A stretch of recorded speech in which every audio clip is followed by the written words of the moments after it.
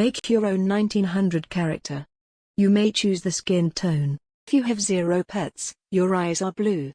If you have 1 pet, your eyes are lime. If you have 2 pets, your eyes are brown. If you have 3 or more pets, your eyes are green. If you have 0 siblings, you get black hair. If you have 1 to 2 siblings, you get blonde hair. If you have 3 or more siblings, you get brown hair. Get ready to pause for your hairstyle. Now it's time to pick fabric colors. Here is the dresses you can pick. It's time to now pause on your corset. Now it's time to pause on your sleeves.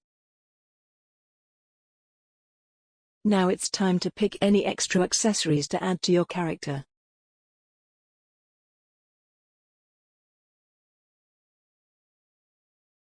That is all for now. I hope you enjoy your 1900 characters.